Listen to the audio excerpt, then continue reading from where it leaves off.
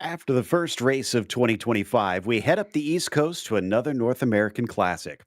Watkins Glen is both a driver and fan favorite, so get ready for some fun as we get ready to watch round two of the Porsche Owners Club series. You'll see it all live here on the Global Sim Racing Channel. Hi, I'm Joe Peak, and with me in the booth is Roush Racing driver Joey Atterbury. Behind the scenes is our director, Christian Duploy, and he's using cameras provided by Dougie Beard. The Glen has built up quite a bit of history, so why don't we get an introduction with our track guide? Welcome to Watkins Glen International. Situated in upstate New York, just south of the Finger Lakes, this track has seen it all. Few road circuits can boast hosting Formula One, IndyCar, NASCAR, and IMSA during its history. Though it did have a brief fallow period in the early 80s, thanks to the investment of local companies, it's grown into one of the premier road tracks in the U.S. With 4 layouts to choose from that range between 2.5 and 3.5 miles in length, lap times can vary greatly. But it also means it's suitable for lots of different levels of racing, from amateur to pro. The one thing that stays consistent no matter which car and which layout you're using is that Watkins Glen means speed. Many of the straights are very long, and the majority of the corners are fast sweepers. Some of them include a surprising amount of banking as well. Combine that with the proximity of the barriers, and this historic circuit retains a very old-school feel. Drivers in lesser-powered cars can expect drafting battles, while higher-powered machinery will test the skill and bravery of their pilots. Some of the turns are visually iconic, such as the carousel and the S's. Others, like the inner loop, the chute, and turn 9, greatly challenge even the expertly skilled. And of course, we haven't even mentioned the drastic amount of elevation change drivers experience. Between its rich history and popularity among drivers, this track stays busy and seems likely to be that way for a long, long time. Like I said, a lot of drivers love this place, but fans do too because it tends to put on a good show, Joey. It's one of my personal favorite racetracks here in North America, Watkins Glen, and we are doing that boot version with the inner loop and then, of course, the turns 6 through 9 there. But Watkins Glen, incredibly fast, incredibly flowing, a couple big brake zones. Don't miss it down there into turn number 1. You do have plenty of runoff to go out wide, but if you're making a move, you can easily go door banging in there if you miss your braking zone. And then it's a draft train up the S's through 2, 3, and 4 and a charge into the inner loop. You got to be brave on the brakes going into the inner loop, and not only on the brakes, but rolling that speed up and over those bouncing curbs there. And then downhill through the inner loop into the boot section. Lots of elevation and natural banking built into this racetrack here. Turn number 9, in my opinion, probably the trickiest corner on the racetrack because you come up over the crest out of that boot section. Can be really difficult with understeer on the first half of the corner, and then oversteer as everything grips up on top of the hill there on the exit. And then 2 simple turns, turns 10 and 11. They look nice and easy on the paper, but turn 11, be careful of that driver exit wall on the left-hand side. If you carry too much rolling speed through the apex, you can find yourself knocking off your mirror. Yeah, I've certainly seen a number of drivers over the years wind up there if they just overdrive it that tiny little bit. We'll see if anybody reaches it, but first, let's mention our sponsors, which of course includes Porsche. There is no substitute. Find out more at Porsche.com. And Top Gun MG, helping financial advisors be the best of the best. Contact them today at topgunmg.com. That is topgunmg.com. Now, let's take a quick look at what we have in store here today, round 2 out of 13. This is the new sprint format that they have in this series, 40 minutes instead of our usual 30-minute race. They do have 2 different classes as well. Porsche GTEs are now our quickest cars, and the Porsche GT4 will be our slower vehicle the drivers will be competing in. But they do have actually 2 spare cars that they can rely on if they wind up damaging them. So hopefully you want to hold on to that, because now we also have pit stops in this series, Joey. So you don't want to use it up too quickly, and at least have it within the pit window so you don't have to make an extra stop. Yeah, exactly. They are going to be coming down pit lane once today in the race. So I guess if you make a little nudge with one of your buddies out there and you can live with it, okay, you can use your fast repair at that pit stop. But just like what you're saying, if you make maybe an early mistake or one that can be very, very costly late in the race, it is not going to save you. I see an interesting name we haven't had around for a little bit now, but has been very fast when he shows up. Andrew Chinichi is our current provisional pole sitter by about 0.2 of a second in the GTE class. Sam Mayorga is our quickest down in the GT4s. Del Toro almost a full second behind him right now. So he's got some work to do to get up there. There is Sam Mayorga. He was extremely difficult to catch last time, and it looks like he's just picking up where he left off, Joey. You gotta love the Scuderia Chicken House livery on that number 13 GT4 car of Mayorga. And like you said, yeah, he just absolutely dominated that first round in the GT4 class. And right now, he's actually looking pretty comfortable on that timesheet for qualifying. I'm checking about 9/10, almost a full second faster than second place Federico Del Toro right now. Who can play the Fox to eventually raid that chicken house? Because they kind of need one if they hope to beat Sam this season. He's looking mighty, mighty fast. Rob Russell down here sitting in fourth in these GT4s. It'll be interesting to see the differences between the cars at this track, because they had the long oval portion of Daytona in round one to deal with the lap traffic. Here, a little bit more twisty. There are still some long straights, so they should be able to get away with a few easy spots, but I could easily see that faster class getting held up at the wrong moment. This is Mark Rondo right here in the number 11 Hot Wheels themed RSR. Go bouncing over these curbs here in the inner loop. Just a little bit understeer there. I think I saw that previous car, Rob Russell, that GT4 car, really drift wide as he exited the inner loop. I think that's going to be one area that these drivers are going to have to monitor all day long. You try to carry as much speed up and over through that section as you possibly can, but if you get those curbs wrong, it can definitely spit you out the other side. It is a close fight from second down to about sixth position. 39.9 for BJ Fulton in second, and Michael Johnson a 140.3 back there in sixth. So there's about 0.4 of a second between those cars right now. So very tight. If you made just a tiny bit of improvement, you could jump yourself up if you're Michael Johnson to the front row. So could be crucial in this final bit of qualifying if anybody in that group can improve a small amount. Joe, to your point, I'm looking at it. I think I got to go all the way back past Dustin Heindel, because Dustin's only 0.8 of a second off of provisional pole right now. So the entire top 10 all within, call it about 3/4 of a second on the board right now. Good point. Yeah, this is going to be a fascinating race, since this track does tend to keep people close together out there. It's going to be another draft track like we had seen at Daytona, not to the same degree, but you should hopefully be able to keep up pretty well with the car ahead of you, even if you're just slightly off the pace of them. As we continue to watch Matt Steele work his way around through the outer loop and then down into the boot section of the track. A lot of elevation change here. Unusually, you tend to get a lot of racetracks that are sort of in a bowl to help kind of viewer sight lines. This one is actually up on the top of a hill, and if you get any high up points, you can actually see a whole lot of places outside of the track instead.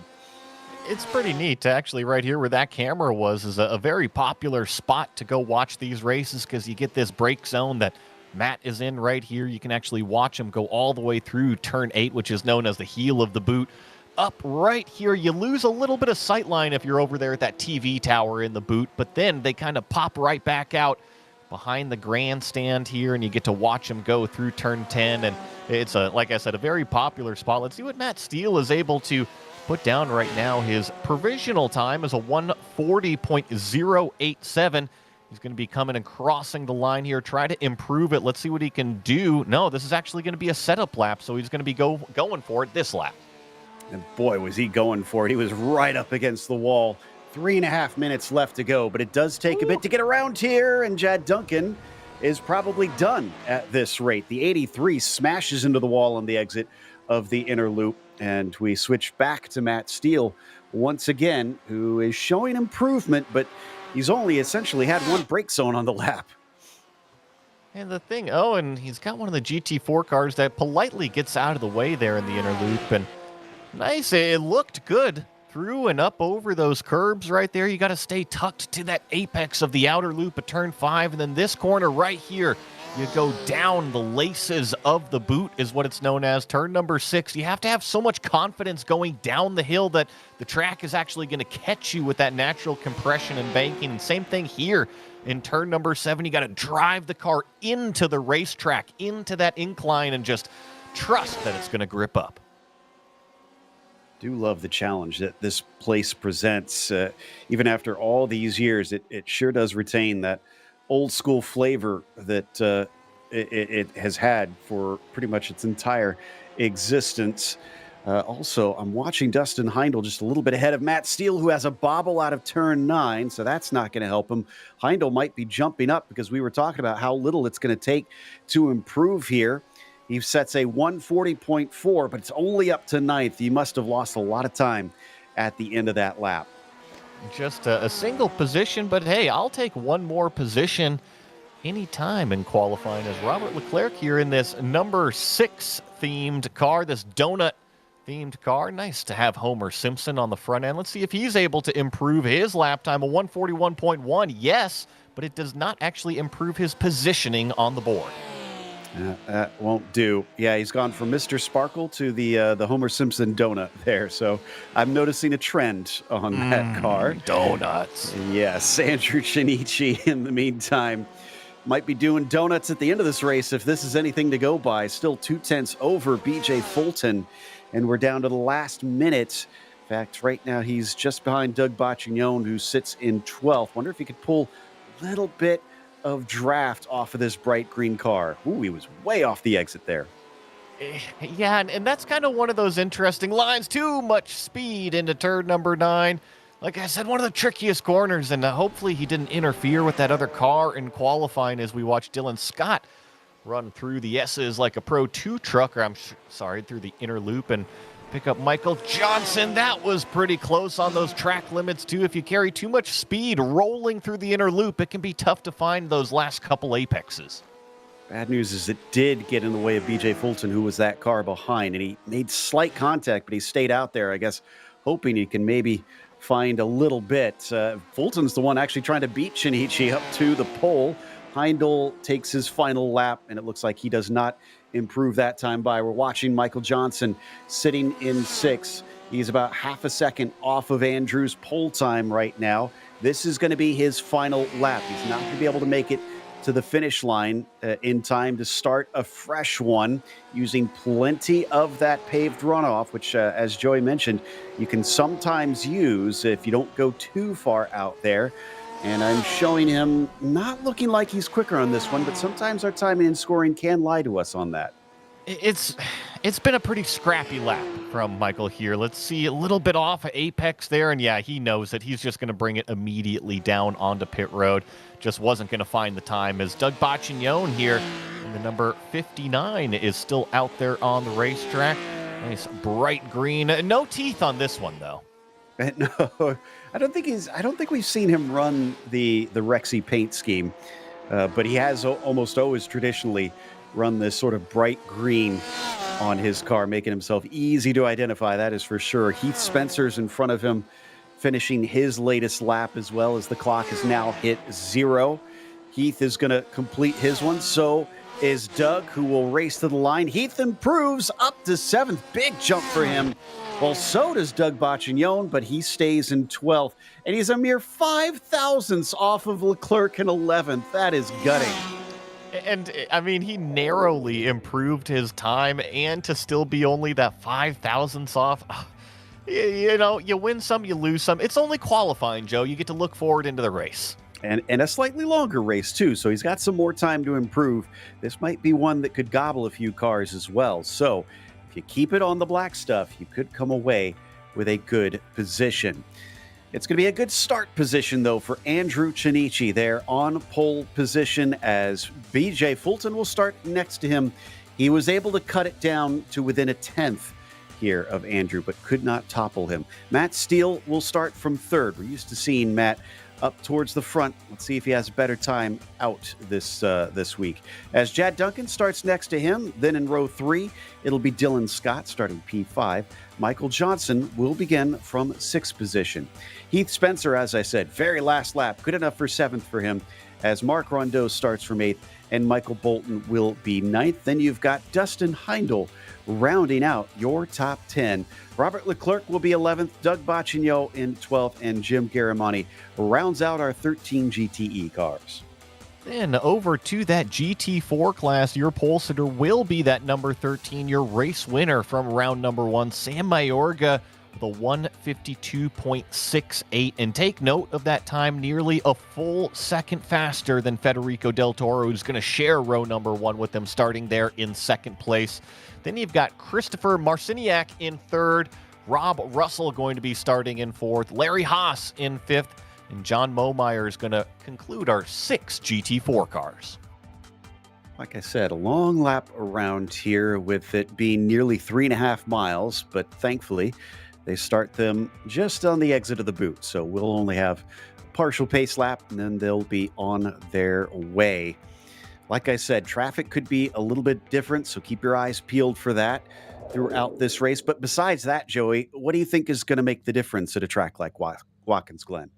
Oh, that's a good question, especially with these cars. I'm going to look towards the inner loop, the bus stop, whatever you want to call it, up there on the top of the hill.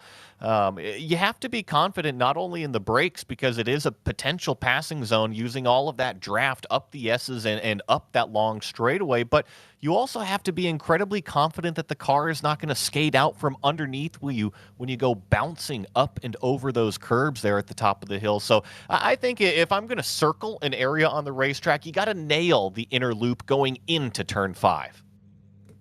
That's a good point.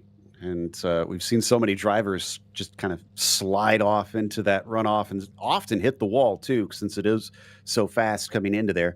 I guess the good news is this is the slightly older scan, although it's definitely a much newer one than the previous scan, that does not have the new pyramids that they have on the insides of those apexes there at the inner loop. So you don't have to worry about bottoming the car over those here, but it still can bounce them around coming up over those curbs here in this version of the scan. They head out of the boot over the tunnel here that leads into the track, and then it's into the penultimate turn. Both of these finishing turns give you a lot of banking on them for a road course, so definitely going to see drivers try to use that to carry their speed, especially here out of this final turn.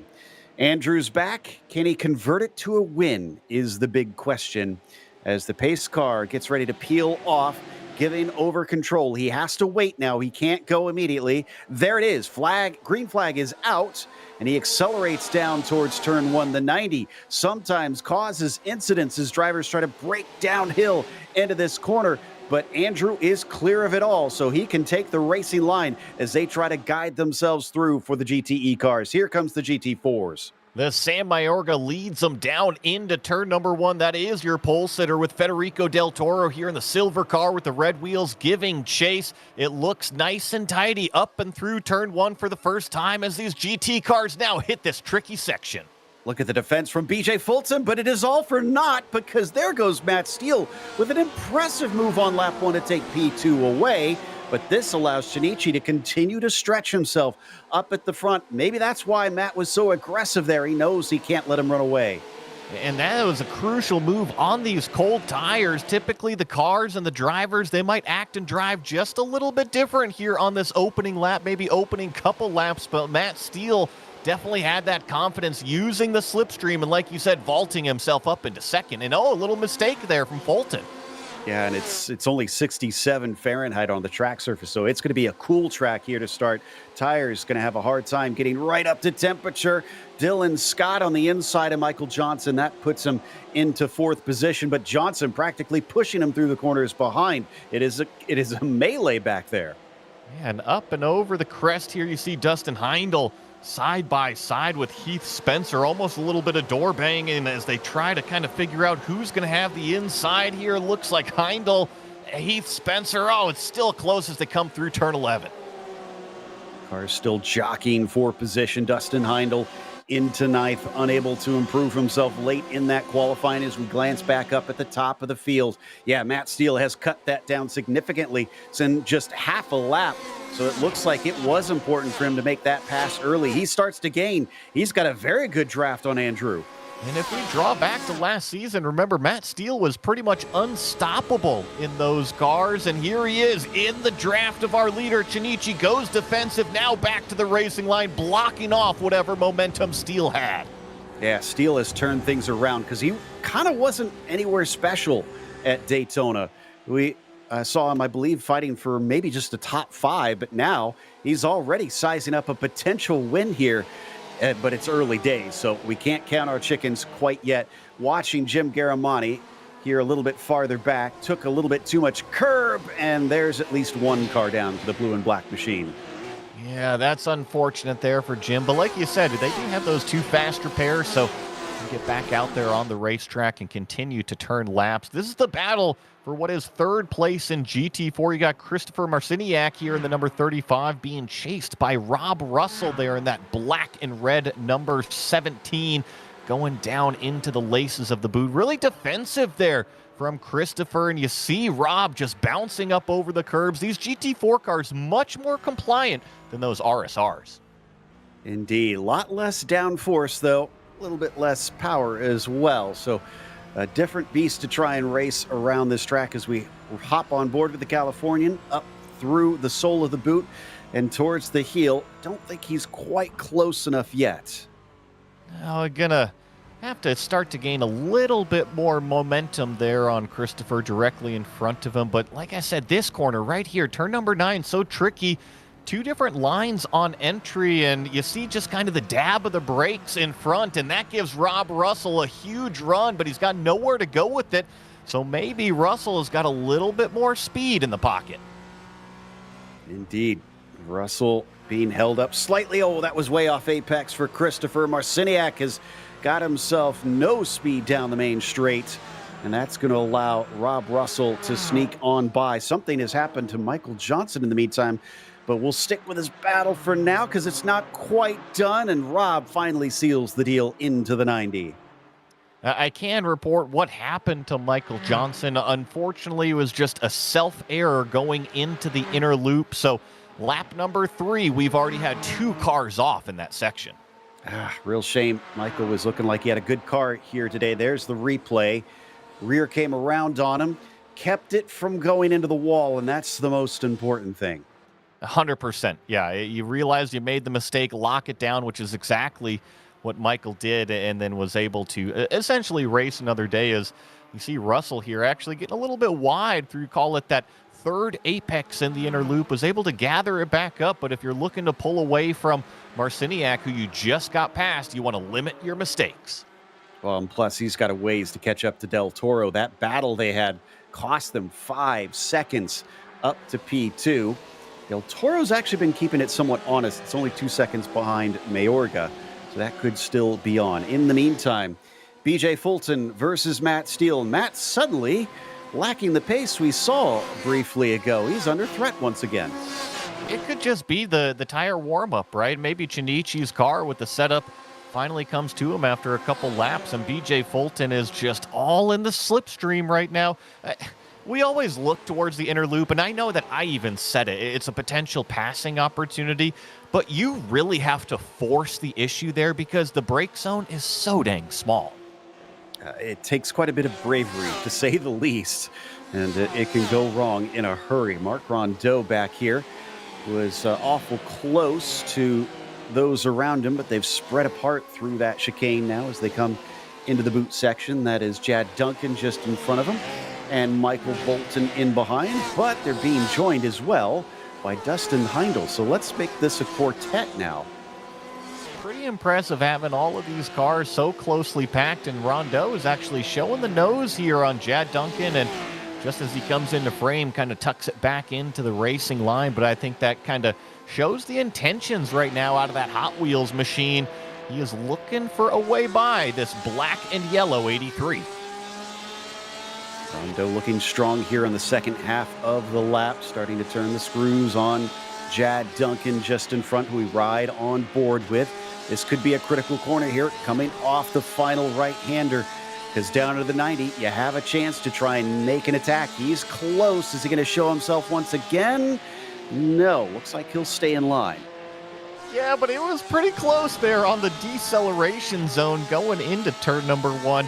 If you ask me, I always liked making moves in turn number 1 because, yeah, you're going downhill, but the compression out of that corner right in the middle after apex, it just really loads up the car and you can kind of scoot it out of the corner. Now the slipstream full effect. Rondeau poked the nose, but then not quite far enough alongside. Whoa, he carried a ton of speed into the inner loop, though, and it seemed like Jad Duncan had him covered off since he wasn't able to get side by side. But that'll be something to note for later, I'm sure. If he's got better braking into there, that could be a huge help. And just in front of this, I think that Dylan Scott has actually caught up to the back of BJ Fulton, who still hasn't found his way around Matt Steele. Remember, Matt made that move there on the opening couple laps and has been able to focus forward. Shinichi has pulled it out about 1.8, 1.9 seconds, so it does look like he's got the fastest pace out of everybody today, but BJ Fulton still trying to get around Matt Steele.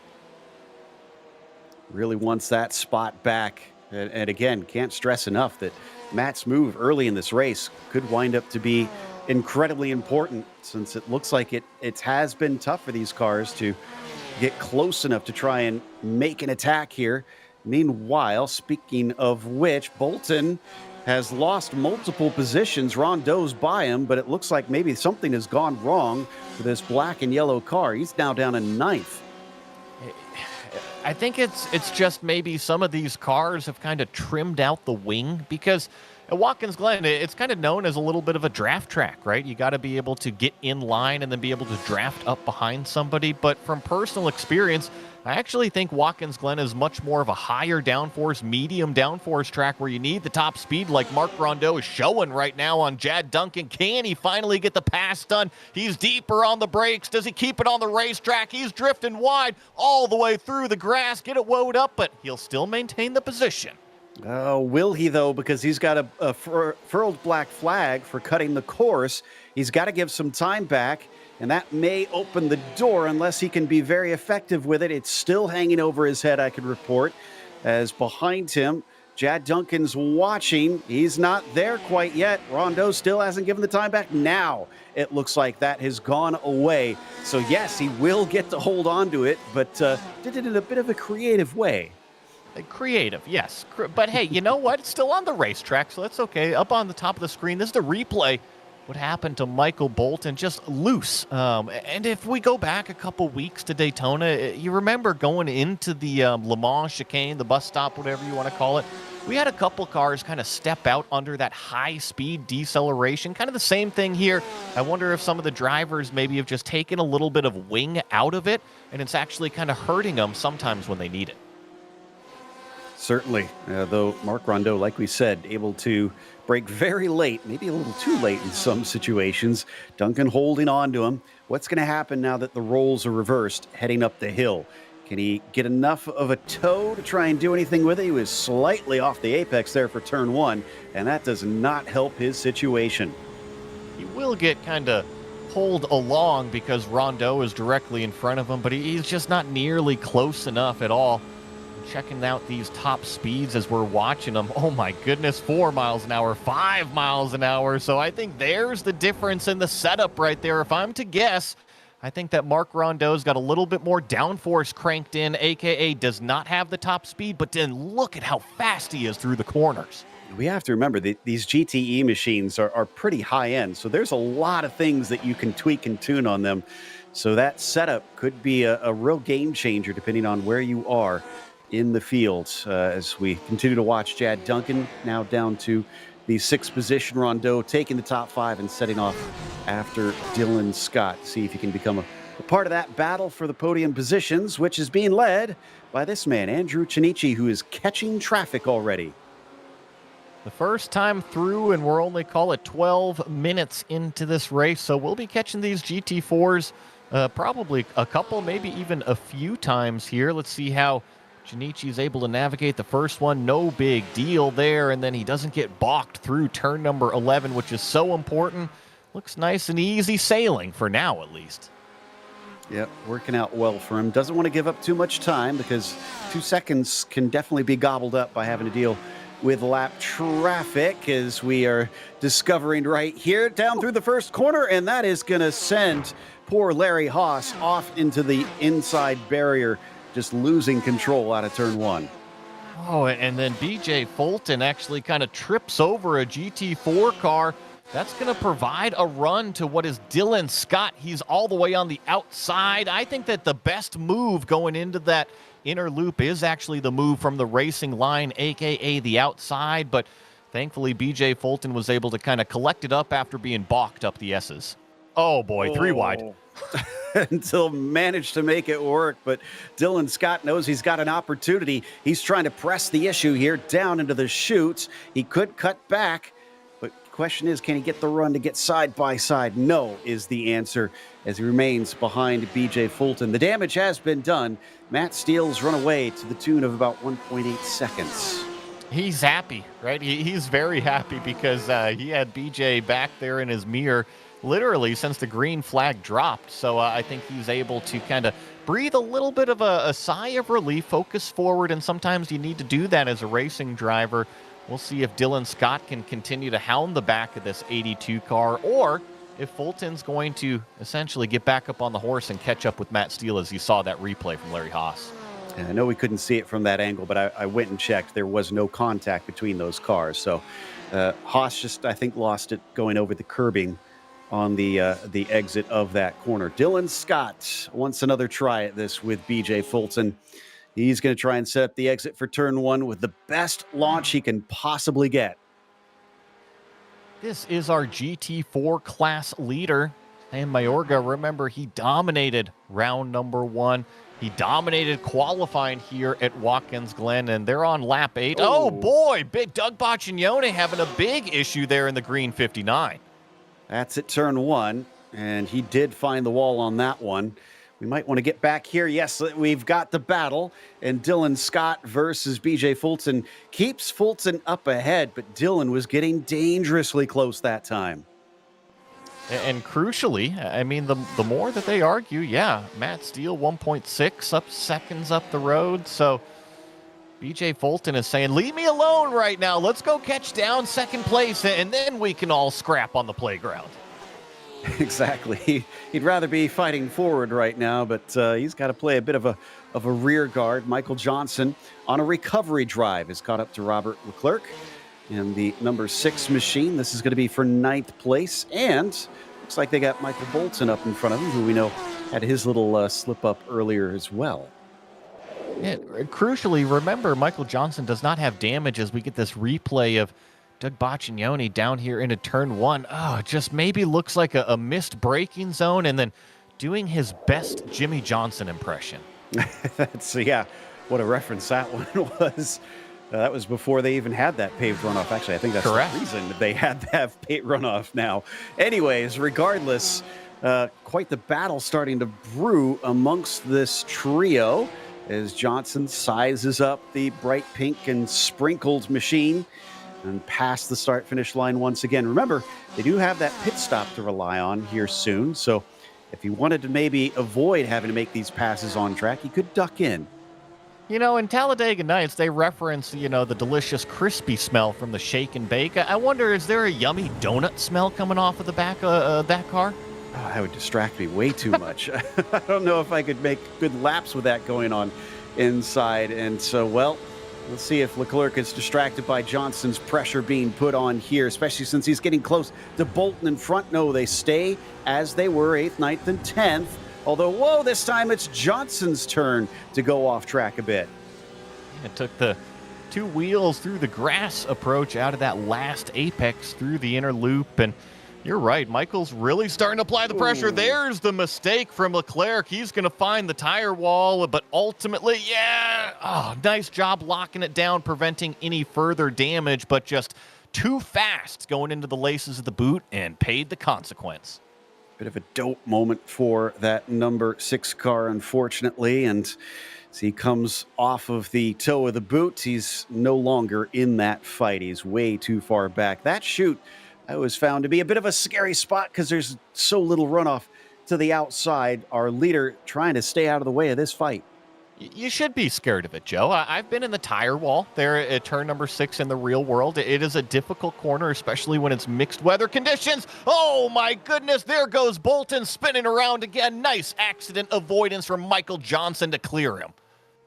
I didn't think the blue flag that Michael had put on the nose of that car was that scary, but apparently it is, because it's scared 2 cars out of the way in a single lap, and he's now scot-free to run up the road and catch Dustin Heindel.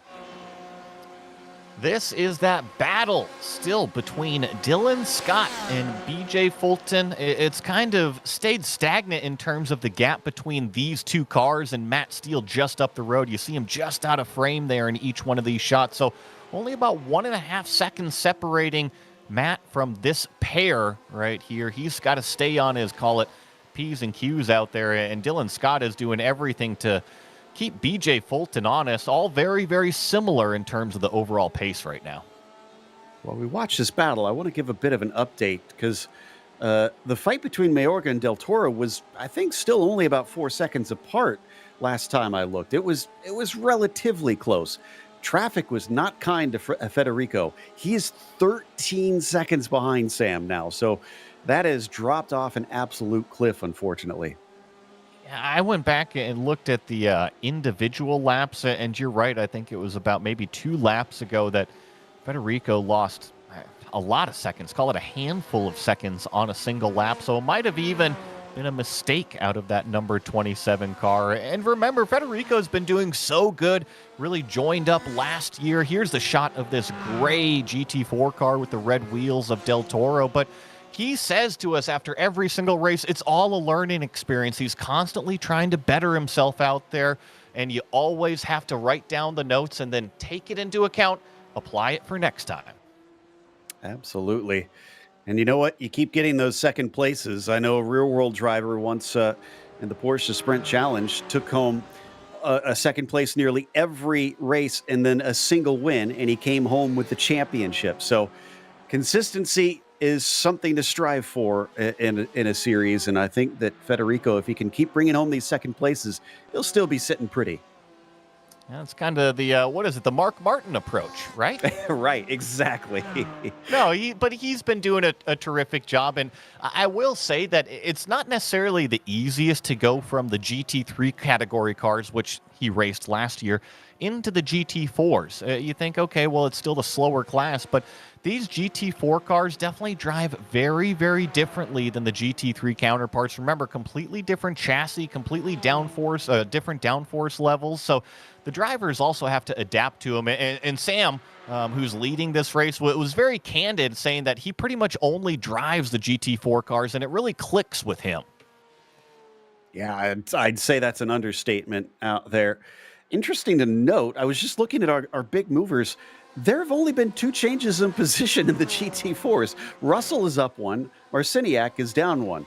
And we watched that battle. So, well, what you saw on the grid is still the same. Oh, and we've got Matt Steele in. I thought there was a change for position on the podium, but no, Matt is finally affecting his strategy. So it looks like, call it right smack in the middle of the race is what Matt Steele is doing, just halfway done. Come into the pit lane and get back out there on the racetrack as Dylan Scott says, okay, well, this is my opportunity. No more pulling along BJ Fulton with the slipstream. Let's attack. Oh, this is the best attack we've seen him have actually all race long, managing to get side by side, but he's got to seal the deal here, coming up into the break-in of one of the trickiest corners here and racing. The car looks like it's squirming, but he's got it solid. That is a smooth move from the 08 to take P2. I mean, it was, 13 laps in the works there for Dylan Scott to get up to that second place position. And I think crucially now is, when did this pair come into pit lane? Because we just saw Matt Steele leaving pit lane, and if you ask me, Joe, he was actually a little slow getting onto pit road. He checked up really, really early and then accelerated up to that pit lane speed limiter. It might be an opportunity for not only one, but both of these cars to grab that position. If you haven't practiced pit entry, it could definitely cost you here, either in damage because you've lost control, or like you just illustrated, coming up just a bit too slow. That final corner bleeds right into it. In fact, they have that pit entry lane marked out in paint just so cars don't run into cars who have to take it a bit slow. Let's see if they respond this time around. This is that final corner. They're both carrying tons of apex speed. Looks like BJ Fulton is going to hit pit lane here. Actually pretty nice. Had a big lockup going in, but as long as you don't get that black flag, you're okay. All right, so will he be able to do anything to make up some time to Matt Steele, who's coming around through the final few corners now? Definitely pushing it. You could see him swing it out all the way to the curbing there out of turn 9. Send it in to the penultimate turn. They've got paved runoff there now, so you can get a little bit more brave with it, but you don't want to go too far or else you will get a penalty for abusing the track limits. Here comes BJ Fulton out of pit lane, now taking off right now. And this is actually going to be relatively close. Remember, it's shorter down there on the inside. And you're right, he was cost time. Matt Steele is lost out to BJ Fulton.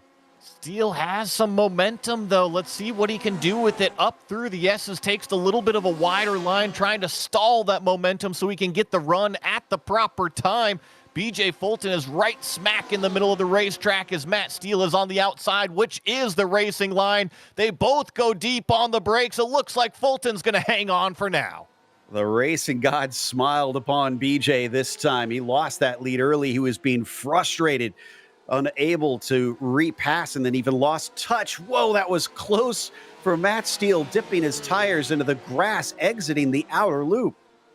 So, the pit stop, I'm going to analyze it just a little bit here. Matt Steele was stopped for 11.3 seconds. BJ Fulton was stopped for 11.7 seconds. So it was actually a longer stop for BJ Fulton, but he still was able to leapfrog Matt Steele.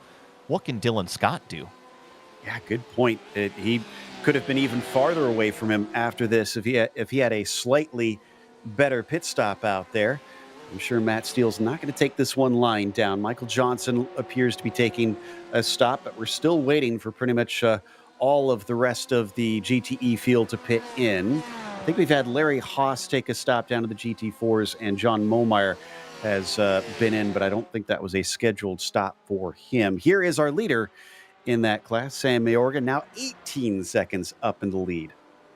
It's almost like deja vu. It's just that we're in a different state. It was Florida a couple weeks ago, upstate New York here for Sam this time. And yeah, you're right. Ever since he was able to grow that lead, he's been able to put in incredibly fast and incredibly consistent lap times. His last lap was a 53.36 out there. Let's see what he does as he crosses the line. A 152.951. That's the current fastest lap of the race. Fantastic stuff. Nobody's come even close on the fastest lap in the GT4s. Del Toro's next one down at a 53.6. So impressive pace from the number 13 car.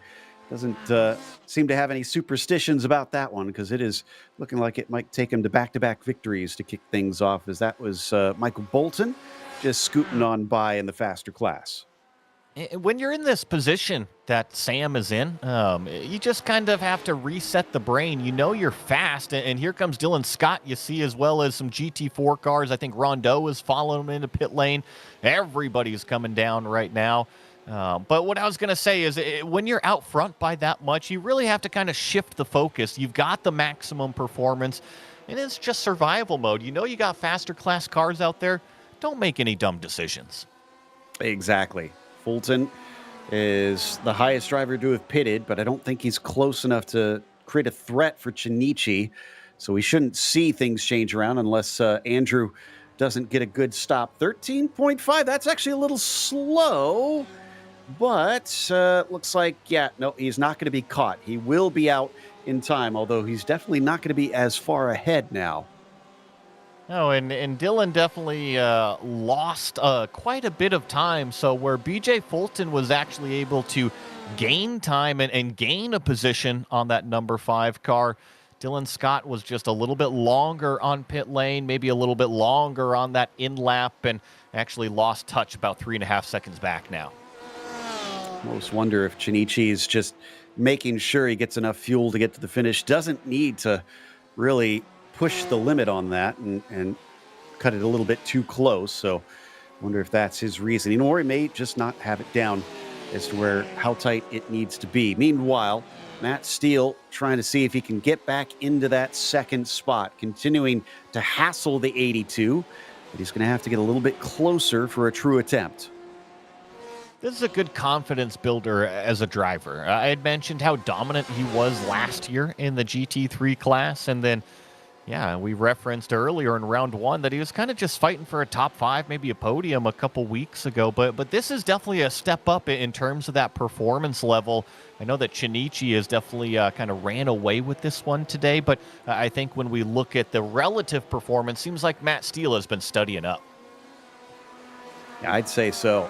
And BJ Fulton is going to have to use whatever trick he's got in his book to hold him behind, because like you said, Matt Steele's so fast.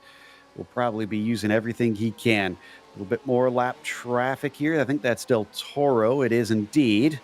Del Toro goes quite wide down into the first corner, and that's actually going to cause an alternate line for both Steele and Fulton. But crucially, Federico was clear in what he was doing, let those two cars by, and that's really all you can ask when you're in the middle of a battle. Be predictable, so that way I'm not going to run into the back of you. Here comes the run.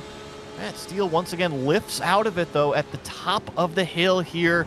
He just wants to be that little bit closer. I really feel like you almost have to be completely alongside the car going into the brake zone in order to really have that shot going into the inner loop. I agree. I think it's the smart thing to do in this case, unless it gets down to the end. He does still have a quarter of this race left to go, so hopefully he should get some chances, maybe about 6 laps or so until this is over. Oh, Heath Spencer, spotter says not clear. Yeah, exactly. And then he loses it going into the inner loop. If I was to guess, I bet you the tires were dirty from running off in the grass there, and then bad news. It's a bit of a shame. So that'll send him down to 12th. Did he get in and take his spare car? It looks like he has, yeah. So he's already taken a free repair and is back to try and compete. Matt Steele now about a second off of BJ Fulton. Second half of the lap has not looked stellar for this number 5 car. He's kind of nowhere. What's happened to Bolton, though? Michael Bolton, you'll see going down here in the laces, just a couple big tail wags, and then does make contact with that tire wall off to the outside. I don't think there was any significant damage to that black and yellow number 127. He's still out there on the racetrack chugging along.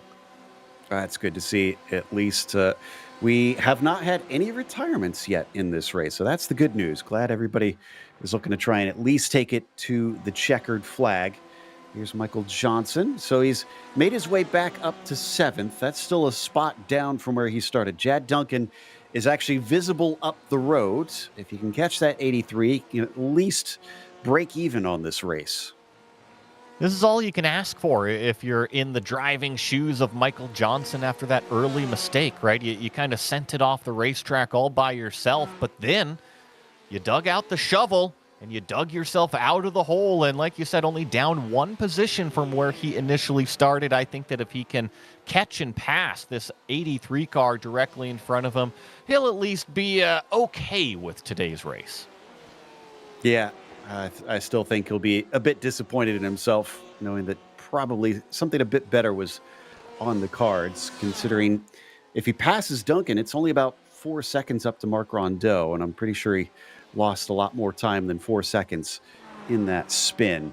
Andrew Chinichi going by our other leader, Sam Mayorga. So there's our Eclipse here late in the day as they come around the final turn and to the line. Now with less than 10 minutes to go on the clock. Chinichi is actually only ahead by about 4 seconds, but he has pulled a bit farther away since the pit stop. So I'd say this race is well in hand for the 16. And crucially, talking about Chinichi here, I think he's got one of the coolest Porsche liveries out there. You recognize which car this one's from, Joe? I believe this was the GT1 Porsche Yes. from back in the American Le Mans series, I believe it was. Yeah, call it late 90s probably is when it was around, and really, really neat cars that were designed in that class. Pretty cool to see it adapted here to the RSR.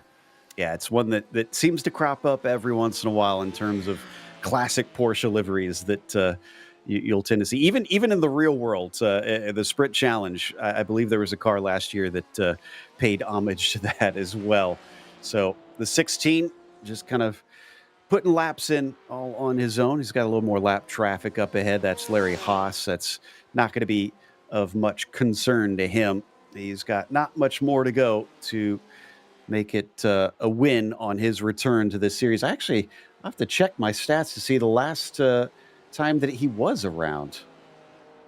I know that it has been a little bit, but I recognize the name, and you're right. Whenever he shows up, he's kind of the class of the field, just as what he's proving here today. I can report as we watch Andrew come around this final corner here, start another new lap, that I think Heath Spencer had a little bit of a problem through the outer loop and has unfortunately retired the car. I'm seeing at least 2023 season 2 may have been the last time, but I still haven't found him. He wasn't in any of 2024, so Andrew's kind of disappeared for us. We've got Matt Steele. What's happened here? Did he brush the wall? Ooh, I'd say he's pushing. Yeah, just that little bit. And Barney was feeling a little bit forgiving there, wasn't he? I didn't know Barney was in charge of the damage on the car. He's sitting right there on top of the guardrail just a couple 100 yards down. So he was like, oh, let me just take out the suction cup as you go by. Exactly. Yeah, it looks like 2023 season. Oh, no! Dylan Scott going around. He had the run on Matt Steele through the inner loop. He had been doing such a good job to hunt down that third place, and it was the exit of the inner loop that really spit him out wide, and there goes Mark Rondeau in the Hot Wheels machine, so that mistake from Dylan Scott costs him a position. That's going to leave Mark grinning. He knows that he probably wasn't going to catch Dylan the way the pace was going, but that little mistake has given it up. Now he gets to play defense instead of trying to catch up to him. Also, we've got Michael Johnson with a move on Jad Duncan, who tries to squeeze him, but Michael's having none of it, although they bang doors into the corner. Michael tries to get it woed up. They hit once again, and Michael will come away with the position. That was a bit rude. That just reminded me of something you'd see in the movies, Joe, when they're going down the straightaway and one rams into the other, and they're like, oh, you're going to do that to me? I'll give it back to you. And it was just kind of one after another, and then Michael was like, you really want to fight like that? I got the inside line. I'll pull a Corvette and just drive you off the racetrack. Johnson gets, not just sixth position, fifth position. Dylan Scott, oh no. He has a meatball flag. The car is too damaged, and he has to get it repaired. He may have been close. If he had stayed out there, he may have been able to finish the race, because you get 4 laps to come in and serve that. But it would have been very tight on whether or not he would have been disqualified.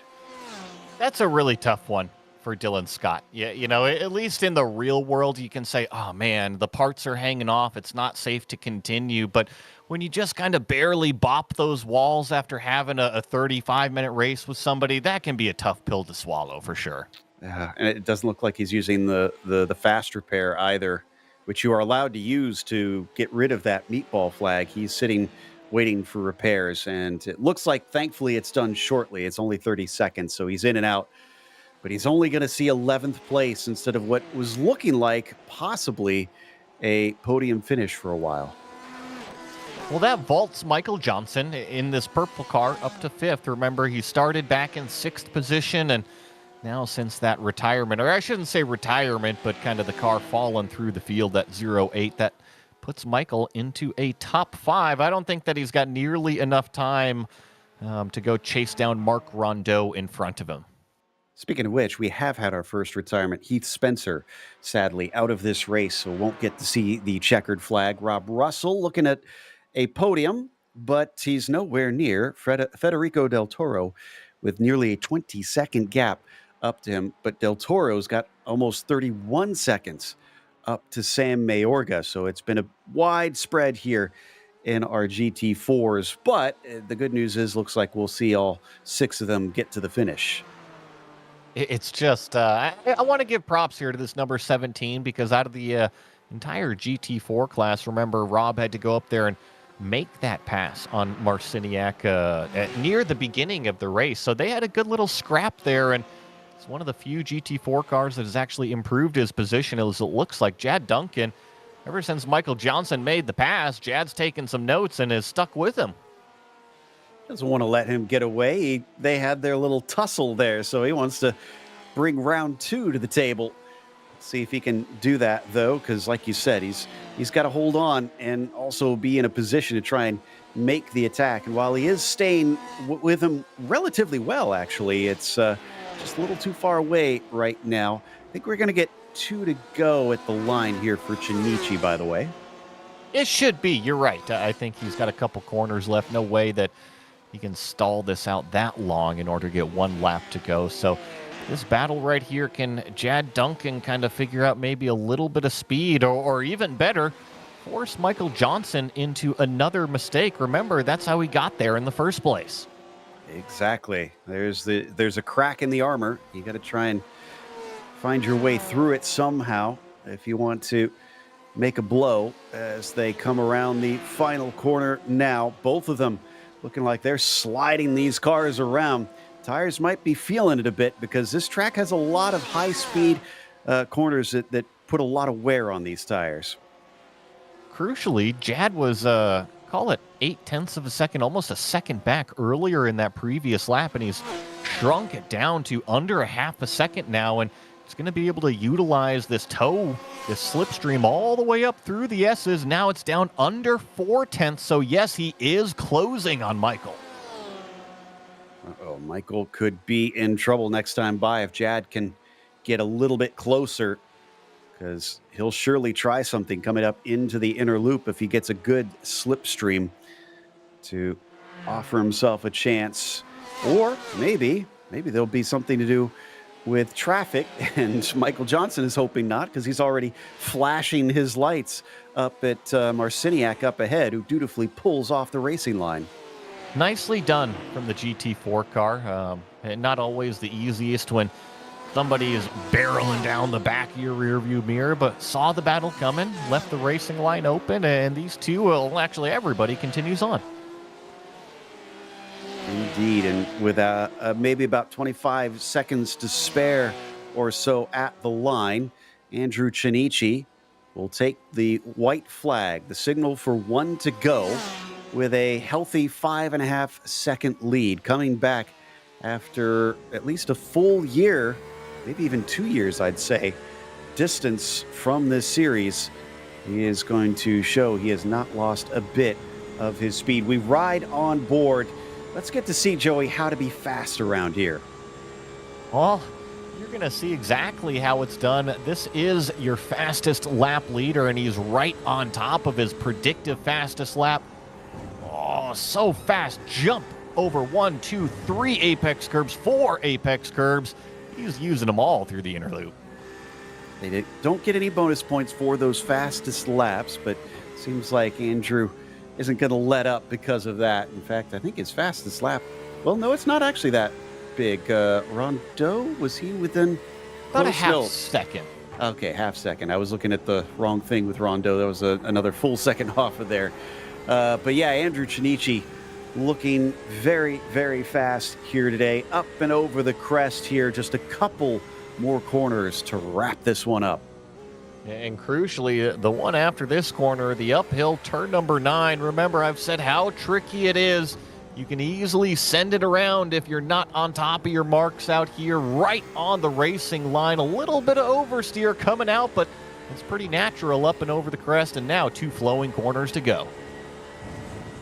Well, he took a livery from a very powerful Porsche, and I think he's done it a great honor here today at Watkins Glen, as he is going to win race number 2 for 2025 in the POC.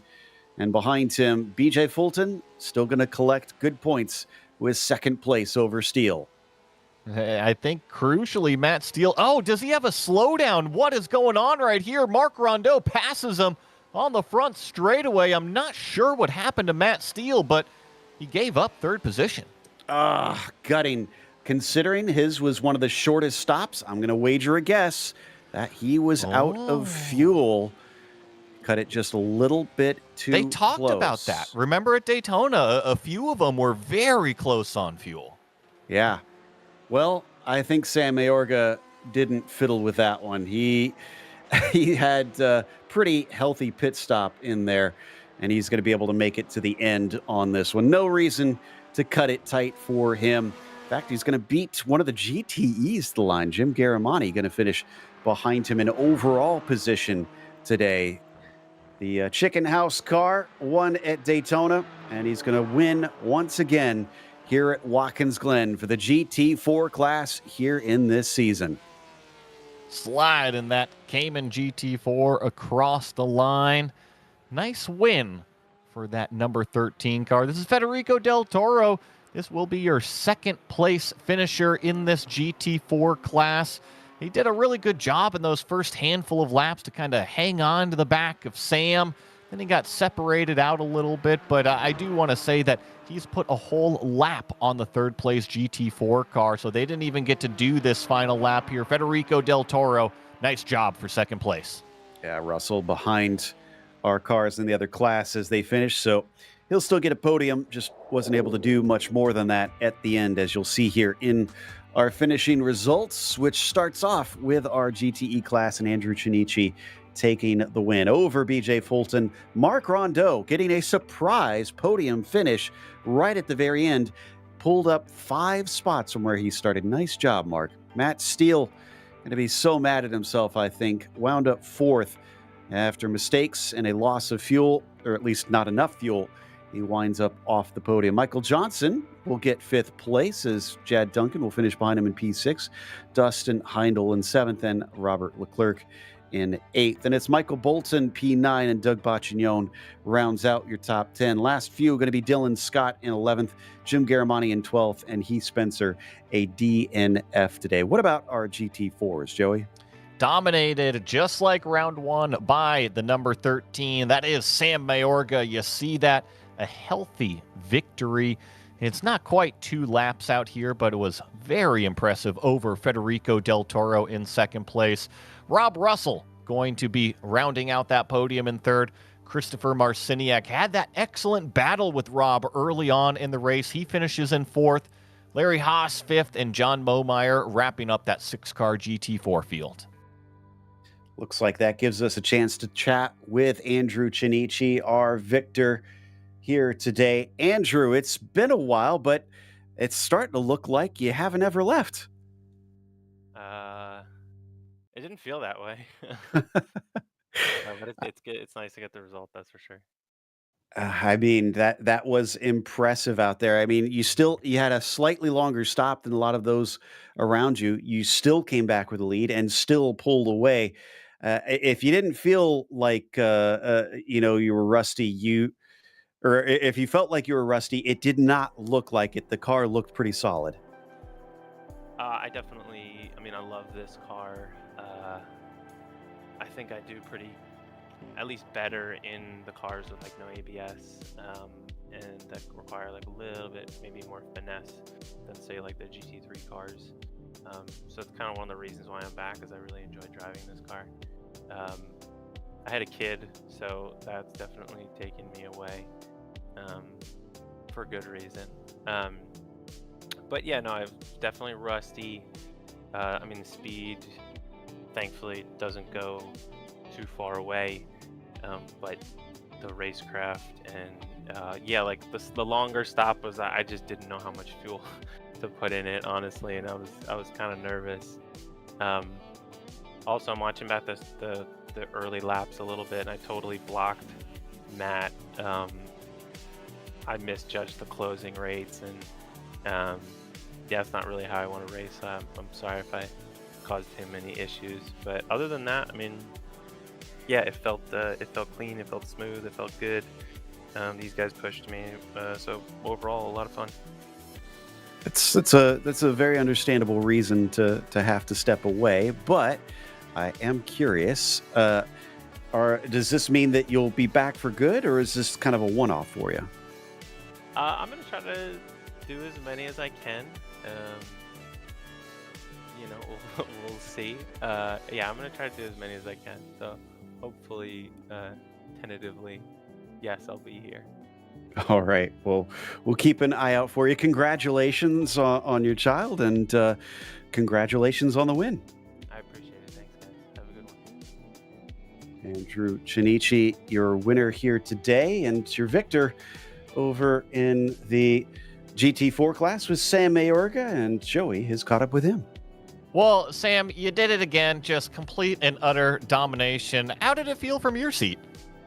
Yeah, thanks, guys. It was pretty smooth sailing for almost all of it. It was pretty easy to manage traffic, and the car felt really good with the VRS setups that I used from earlier this season when the GT4 Falcon Tire Challenge was at Watkins, Glen.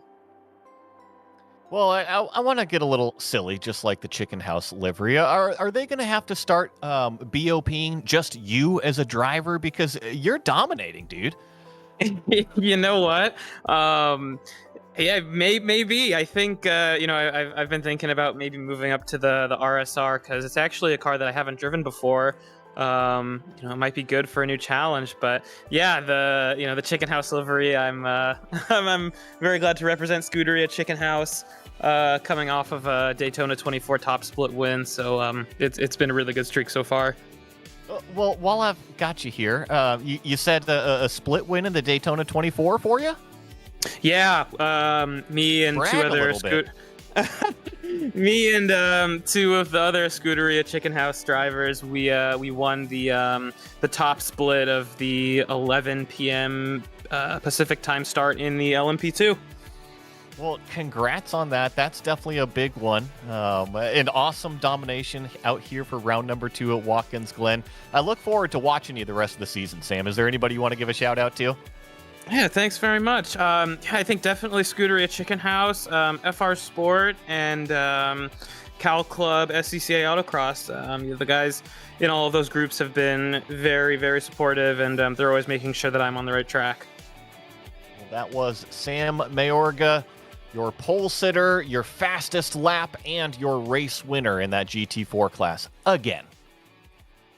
Behind our winner, Andrew Chinichi, in the GTEs, it was BJ Fulton, who had a real journey of a race. BJ, let's start at the beginning. You lost out the spot to Matt Steele there going into the inner loop. Did that catch you by surprise, and were you frustrated to lose that track position? No, it didn't really catch me by surprise. I knew I was super vulnerable in that spot on the outside. That third place position often can sneak in there, and it really slows down your run on the exit. So I kind of saw that coming, and then, I used it for the next few laps to save a lot of fuel. Well, and speaking of saving fuel, your refuel time was very close to Matt Steele's, and yet he seemed to run out. So how tight was it to the end? I had a whole extra lap of fuel, so it wasn't too tight for me, and that was the difference. Well, it also made the difference in the pit stop. You wound up coming out ahead of him. Were you a bit surprised by that? I was surprised to gain that much time on him. I knew I would gain some because I was really saving fuel behind him at the beginning, but I wasn't really expecting to gain all those seconds back. All right. Well, we head off to Road Atlanta, so hopefully we'll get to see you and talk to you there, but congratulations on a P2. Thanks a lot. Looking forward to Road Atlanta. BJ Fulton finishing second today. Same thing with Federico Del Toro. Joey's going to be talking to our podium finisher in the GT4s. Yeah, Federico, good to have you here in the commentary booth. What did you think of today's race? And to be honest, it was boring. I mean, I thought I could give Sam a little bit more competition, but it wasn't to be. I mean, qualifying was tough, but he's got a better rhythm on the race too. I'm happy you said that. Sometimes racing is not always exciting. It seemed like a little bit of a lonely race for you out there, for sure. What have you found really the biggest difference in your driving between the GT3 category last season and the GT4 cars now? This car is a lot harder to be fast on, and it punishes you on the mistakes because you have no power. You have no power. You have to turn it, and then make it come out of the turns fast. It is a little bit of a different beast to drive, and I gotta ask you, are you starting to wrap your head around it? I'm starting to figure it out. I mean, I'm still 8/10 of a second behind Sam, and I hope to shorten that gap. Well, Federico, I love seeing you constantly improve out here and constantly learning new stuff every session, every single race. So good luck the rest of the season. Anybody you want to give a shout out to? No, everybody in general, but hopefully we'll give him a little bit more competition. Thank you, guys.